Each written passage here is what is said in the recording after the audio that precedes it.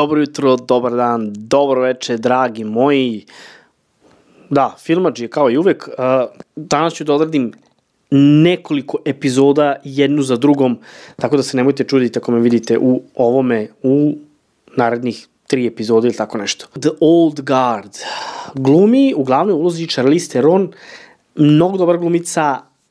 Vidi, ja obožavam njene filmove, glumila je u Mad Maxu, glumila je astronautova žena. U svakom slučaju da je stvarno dobra glumica.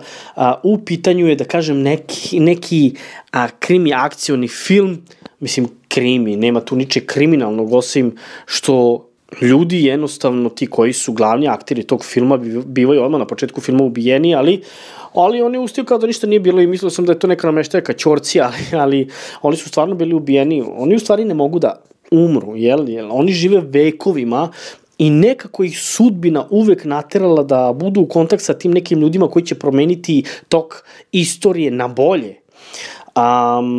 To ti je The Old Guard prvi deo. Ne znam da li ste gledali taj film, imate ga na Netflixu, jake preporuke za taj film. Jednostavno priču tih nekih starih templara ili ti vitezova koji nisu tek tako nastali, nego su nastali jednostavno tako što su bili prevučeni jedno ka drugom i onda oni kada se desi da se pojavi neki novi ili ti neka nova duša koja će živeti večno, jer oni žive večno, ne mogu da preminu, a oni imaju snove ili neka predosećanja ili ti predskazanja i dođu do tog mesta koje su sanjali i jednostavno, nastave da žive sa tom osobom kao saborac. Znači, oni su saborci, oni su borci za pravdu i to su mnogo dobre duše, mnogo dobri ljudi. Priča je u sadašnjosti.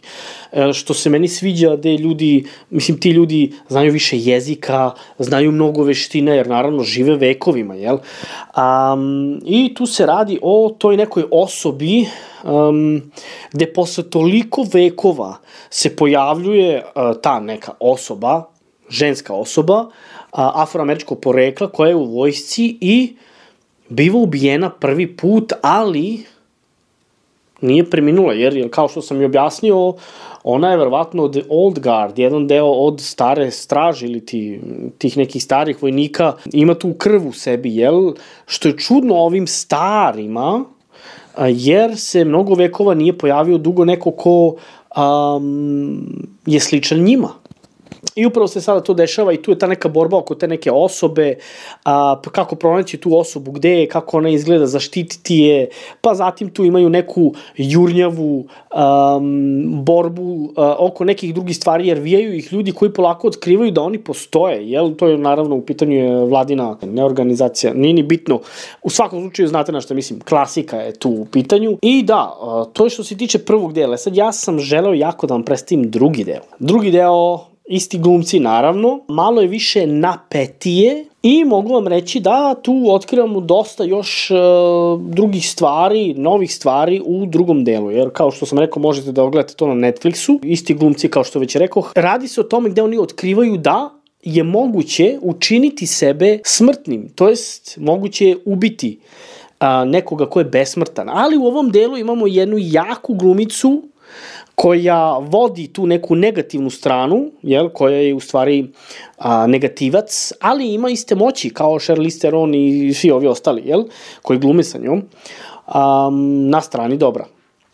Nikada neće pogoditi koja glumica u pitanju, a moram da vam pokažem trailer, tako da ste verovatno možda već i videli, u pitanju je Uma Thurman. Da, tako je. Po meni neka najružnija glumica koja postoji u Hollywoodu, mnogi smatraju lepom, ne znam zašto. Nije ni bitno, to uopšte nije ni tema. Preporučujem da ogledate prvi deo, ogledate drugi deo gde je borba još jača, još veća, gde Charlize Theron, gde ta glumica u prošlosti je izgubila jednu jako dobru prijateljicu, najbolju prijateljicu, sestru svoju azijatskog porekla, koja naravno biva pronađena sada i to na početku samog filma, jel? Kako su je pronašli? Pa eto, pronašla ju je ta Uma Thurman, to jest lik Ume Thurman, jer ona je znala da je ona otprilike sahranjena, to jest ubačena je posred mora u nekom kavezu, pošto oni ne mogu da umru, ona se na svakih 5 sekundi u toku svih tih vekova vraćala u život da bi se ponovo udavila.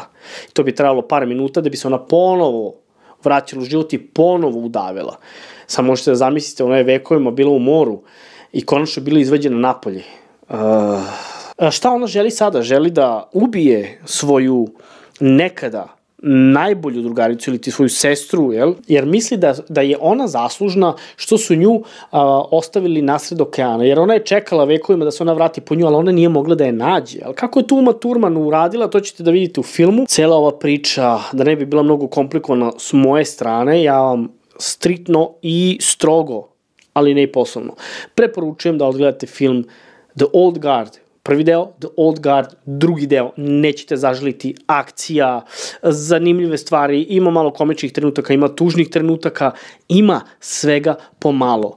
I vidjet ćete šta se desilo sa likovima iz prvog dela, koji su bivali odbačeni od strane grupe The Old Guard, i kako su se oni vratili, kako su ponovo dokazali da su dostojni da budu deo te ekipe. U svakom slučaju, od 5 zvezdica, 5 zvezdica. Ali bez svake šale. Kraj filma mi se mnogo sviđa. Like, subscribe i molim vas, šerujte moj kanal, šerujte ovaj video i vidimo se u sledećoj epizodi. Peace out!